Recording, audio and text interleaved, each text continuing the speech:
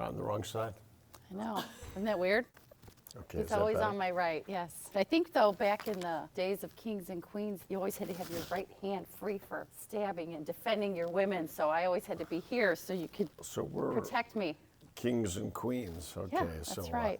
So I need a stabby. I'll take a Donley auction pen. In Careful. case anybody comes up. I'm weaponized now. Well, what if you were left-handed? Then I'm in trouble. All right. And then it's you. Then I'll protect you. Good morning. Welcome to the Donley Auctions Unfiltered podcast. Randy and I are here again this morning to talk about what happened over the weekend. Things happened over the weekend. We had a great auction, and we're going to give you a little bit of a preview of what's coming down the road. So, hey, Randy, good morning.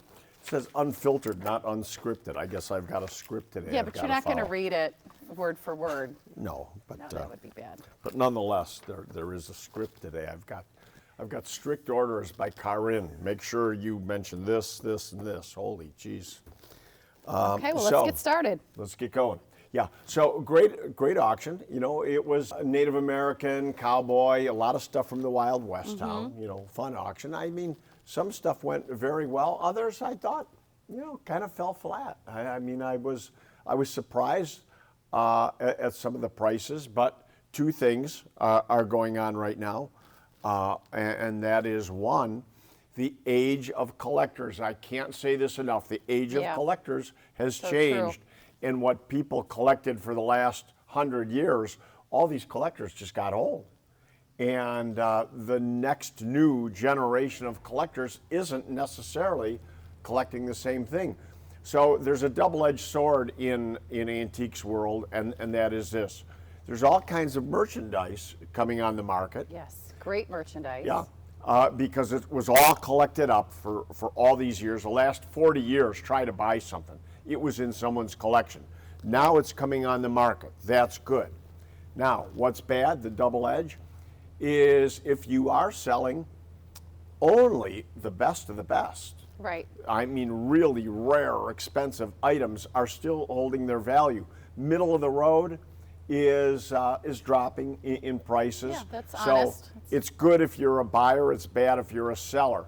And I hear all the time, you know, from collectors, it doesn't matter. It was never about the price. And if you understand that, you're right, because even though it's worth less than it was 20 years ago, it's still probably way more than you paid for it. So you're doing just fine. That's true. So, but we are still taking consignments, don't forget. So if you do have something rare, unusual, eclectic, something that our collectors are looking for, you have to give us a call at 815-923-7000. We'd love to hear from you. There you go. And we are taking consignments like crazy. We're leaving. As a matter of fact, we're doing this show early. We're putting it out on Wednesday. Simply because Thanksgiving is Thursday, so happy Thanksgiving. Right. Yes, that's right. We're going to New York, baby. I'm so excited. Yeah, we're going to see the Rockettes, the Thanksgiving Day Parade, and Ground Zero. So we'll have more stories about that on the next podcast, I'm sure. And we're going to look at an antiques collection yet. You just don't know it. Sorry. Got to make it a business trip, folks. I did not know the accountant, Brian, he demands make sure business is included. So it does. I will have to speak with him. Every trip we take. I'm pretty sure our agenda is pretty full, but we will talk about that after the podcast. So okay, let's talk about the Native American and a Wild West town auction. We can do that. All right. Go ahead. Because a couple things that sold really well, and I'll let you speak on that. But one of the items that I just absolutely love that really priced out pretty well. This is a Corn Husk Bag. I want to show everybody. Is this how? Corn Husk Bag, isn't that interesting? I don't even want to touch it. It's so fragile with this little, it's a Corn Husk Bag. This sold for $475. And I would have to say that was pretty much the price of the Native American. The sweet spot, I would say, for pricing was in the mid to high hundreds and the low thousands. I mean, stuff wasn't going for $50, right? But we didn't have a lot of items that were hitting in the 2, 3, 4,000s. Few items, but maybe we just didn't have it, the merchandise. Right. Because again, good stuff sells. And this beauty's going to Oregon, so Case in point there we go. is the passenger pigeon did very well. Let's talk about that. Passenger. We've been talking about it for weeks. It Yeah. sold, and it was a shockingly good price, I have to say. Well, it's extinct. I mean, I know. find another. How do you even put a value on that? Right. And they're going to be here today. So many of the rare items that were collected up and in private collections, museums would have loved to have. But while these collectors are alive, they won't sell it at any price. Now, as they're passing and stuff is coming into Donley Right. Auctions for sale, museums have opportunities to acquire things that otherwise they had no chance at. Right. At any price, it wasn't for sale. Now, So it is going to Nebraska. And we get Fabulous. to meet the owner today. I'm very excited. I'm here with Joel, who was at the last auction, was the purchaser of this beautiful passenger pigeon here. I'm a National Geographic photographer who's doing the Photo Ark project called the Photo Ark, which is a big project to document biodiversity. Tell me what interested you. And When I was a child, my parents got me a lot of nature books, and one of them was a book on the birds, and they had a chapter on extinct birds, and the passenger pigeon was in there, a big picture of Martha, the very last passenger pigeon. That species went extinct when she died at the Cincinnati Zoo in 1914. September 1st. There you go. Perfect. You've done your homework. We have. So the passenger pigeon is a big deal because there were billions of them, and they got market hunted down to just her remaining. And it was such a tragedy, and I've kind of devoted my life to documenting endangered species, all species really anymore, but I'm really, I really want to try to prevent extinction. And there's no North American animal more iconic of species extinction than the passenger pigeon. So they don't come up for sale very often, and I just thought it'd be I don't know. I mean, like, the rarer something is, the more I'm interested in it. And I really, really want to use, I photograph animals that have gone extinct for my Photo Ark project. Okay. And so I'm just really interested in trying to teach people about extinction and how it doesn't need to go that way. If we can just set some habitat aside, we can save most of the animals that are on the ropes today. Crazy question. Yeah. With all the cloning and everything today, would it be possible to bring them? They are working on that now. There's a project called the De-extinction Project, and they are working on basically breeding band-tailed pigeons and combining it with this bird to get a modern version of a passenger pigeon. But the passenger pigeon was really unique in that they nested and migrated and fed in giant groups. And by giant, I mean flocks that would block the sun for 3 days at a time, flying 60 miles an hour. Some of the flocks numbered over 1 billion birds, Audubon guessed. So that was really a part of their strategy. Overwhelm the predators. There's so many of them that, the few hawks and owls in their way would maybe kill one or two, but the majority would survive. So it was a good strategy for them.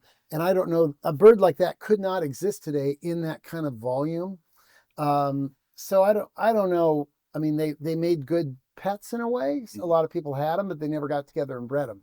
So they eventually went extinct. But, if they're working on breeding the Tasmanian tiger or woolly mammoth. There's a few that they're trying to bring back. And, a lot of people would say, well, why not spend that money on something that's actually still with us, but needs funding to save habitat? Why not do that? And that's a good point. We don't want the public to think we can bring back anything that goes extinct, because we're only going to bring back the stuff that really pays money. But you're not doing a Jurassic Park. No. If it pays money, if it pays, it stays. But the bottom line is that if they brought back the passenger pigeon or the Tasmanian tiger, I'd be the first in line to see it. So yeah, I don't know about what'll happen, but I do know that these birds don't come up for sale very often, and so here I am. We were talking about the hunting aspect of it with these giant flocks. I mean, they were using like a punt gun, they were called, weren't they? Large bore shotguns. They would just drop 20, 30 birds at a crack. Cannons packed full of salt, rock salt. They would have a stool pigeon, a bird that was tied by the feet, and they would circle it on a stick. they could literally take switches and sticks and bat them down and out of the air. And the other thing they did that was particularly bad is in the nesting colonies, they would nest together.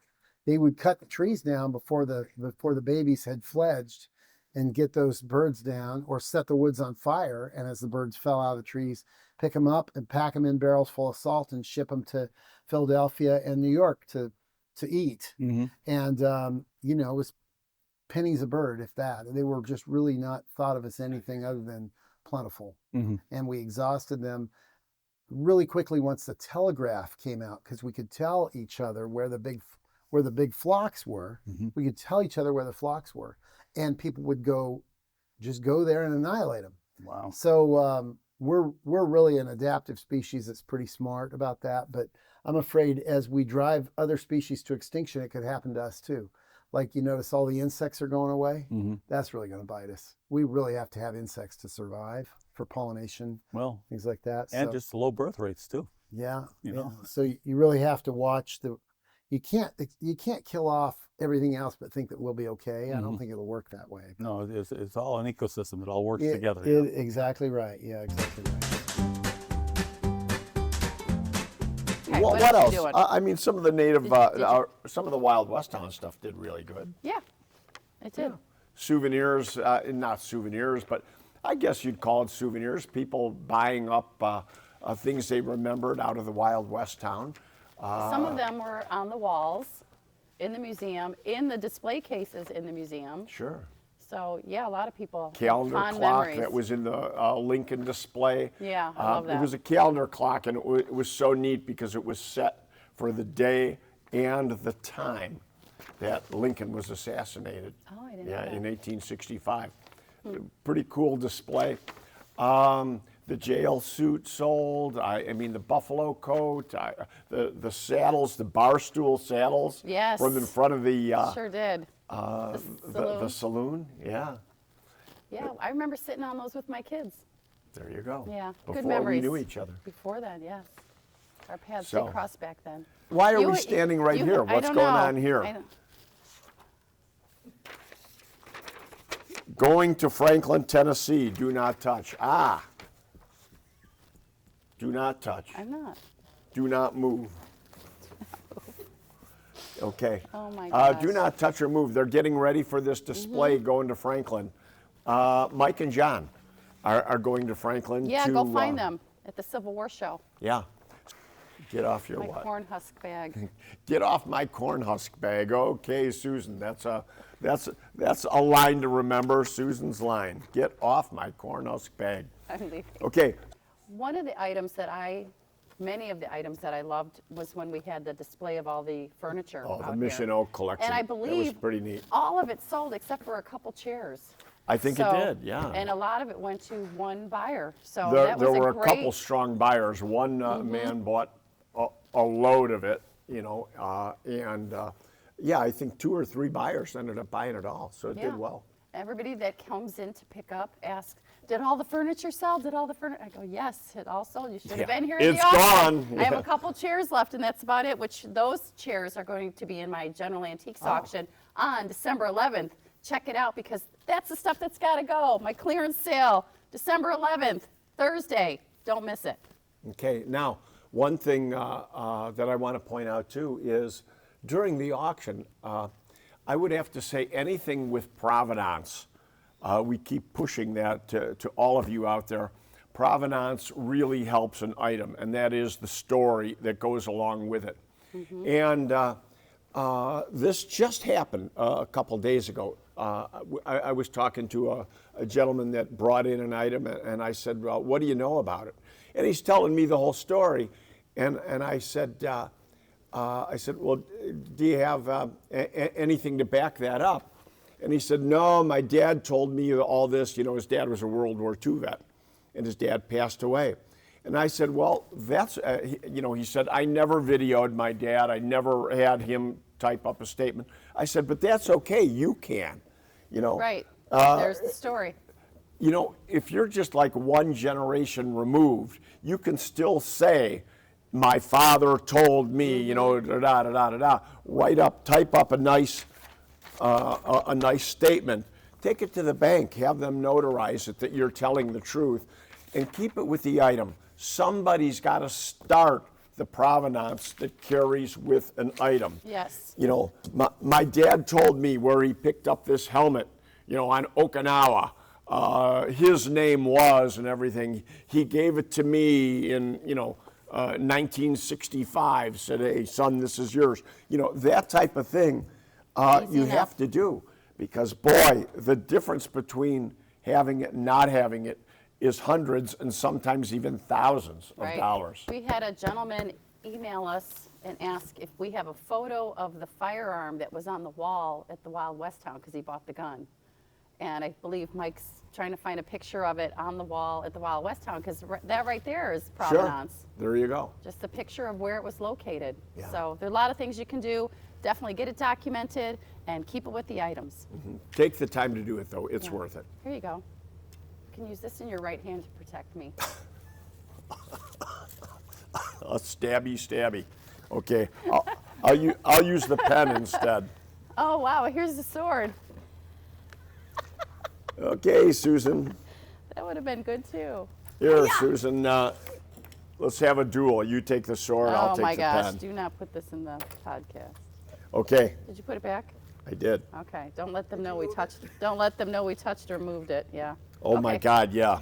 All right, so Randy, one of the things we want to mention to everybody again are our upcoming auctions, and I do want to say, I'm very sad our little bison here from the Wild West Town did not sell. So anyone It's okay, he can stay here a little longer. But he's cheap. He's only $3,500. Yeah, so he's still for sale. You could not begin to stuff an animal this size and have it mounted. So if you've got any type of display or a bar or anything that requires a bison, it's quite a deal, Can really. you sit on it? Oh, no. Oh, here we go again. All right, take number 2. But anyway, the bison is still for sale. I'm hoping that our friends from the Nebraska Museum might be interested in this, as they Never know. are very interested in preserving the history of rare animals like this. What's coming up next, you know? December 4th. No clue. That's why I'm here. December 4th is my razor blade display auction that is online only. I think we mentioned that a couple times in our podcast. I'm excited. It's a good one. Everybody who comes to look at my display in the cabinet says, wow, I never knew that these even existed, that was something people collected. I said, yes, people find the most interesting items to collect. That one is December 4th. It's online only. If you want to come take a look at them and check it out, let us know. We'll let you come take a private preview of it. That's December 4th. You won't even be here, I don't think. You'll be gone. You'll be traveling. We're picking up a big Nickelodeon and band organ collection. Yeah, and then you're going to Franklin, Tennessee. That's all that same week. Then the next week Then I'm after going that, to Florida. Then you're going to Florida. What are you doing in Florida? How come I'm not going to that one? Antique phonograph collection. Yeah, Oh, it's work. there's no beach time there? No, and it's in the middle of the state. It's not anywhere forget near it, water. forget it. It just happens to have the word Florida attached to it. No thanks. It's like being here but warmer. All right, so then the next week, December 11th, is my General Antiques auction, which I have been building for several weeks. I'm clearing out the back room, the side room, all of these areas in here of items that have been unsold, been in multiple auctions, some actually really good new items that we want to get cleared out sooner than later because we need the space. So General Antiques, it is a collector's dream auction, Thursday, December 11th. Don't miss it. Okay. All right. Good. One more. You remember what the other one is? No. Saturday, December 13th. That's okay. That's my job. That's not your job. Your job is to get everything here. My job is to make sure they know about it. Okay? So you don't need to know all that. December 13th is our next firearms and ammunition auction with also, I think we have several lots of gun accessories, but I'm talking tons of ammunition. Loads of ammo. Saturday, December 13th. Firearms and ammunition. Mark your calendars. Sounds good. All right. Good job, honey. And not that you really care, my What? diet's doing well today. 200 It pounds. is. You did? 200, but I got to get below 200 because I'm going to 190 by March, my son's wedding. Okay. Now I'm almost thinking 185, but I think 190 is good for now. 200 today. I don't want you to be and skinnier going than down, me. Going down. Good job. So, okay. Good job, sweetie. Proud of you. You want to give me a little intro of what you're doing? We're just wasting time. So Let Chris get over here first. Yeah, yeah. You can introduce him as the new guy. Yeah, oh, Chris, yeah. New guy. Chris is the new guy. So we're going through the John Banister collection, the paperwork. From John Banister collected guns, weapons, you know, all the stuff that you equate with war. But of course, paperwork is as important as anything. What's cool is all of this is basically D-Day related material. Utah Beach, Omaha Beach, Operation Overlord, Operation Neptune for the plans setting up for the D-Day invasion. And so we've started to really break it down to make sense of it. They range from February of 44 all the way up till June of 44. Right. It's pretty much all right before the invasion. This is really nerdy stuff. This is really dorky stuff. See? Yeah. Look at this stuff. This is really cool. But that being said, lives depended on this kind of information. So what's also neat is a lot of this stuff would have been destroyed right after. But here's a really cool one I just found here. So this is a table of enemy reinforcement movements. This is dated May 12th of 44, and it just shows the different movements of the units, allows the landing forces to know what to expect. They even have combat efficiency. See, it was secret, first U.S. Army, May 3rd, 1944. This is your timetable from H hour on all the way up to H hour is plus when 30. you land. That's really neat.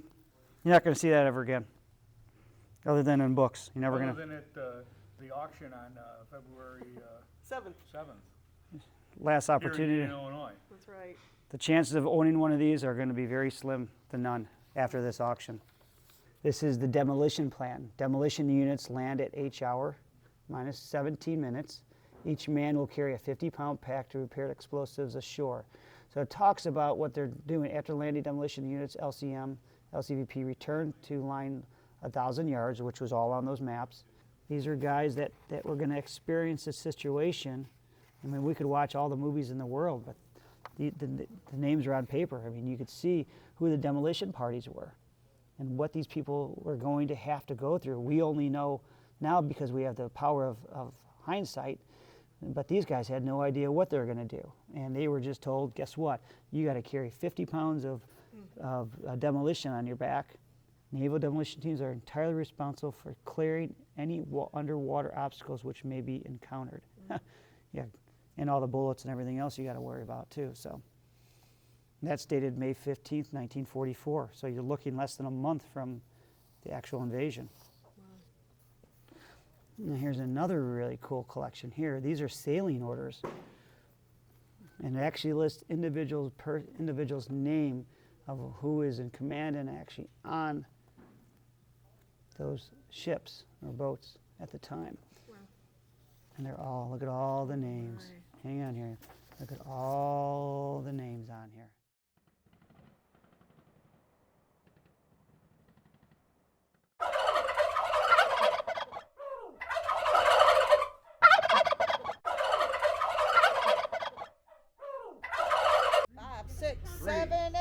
Happy Thanksgiving! I'm Susan. I'm Randy.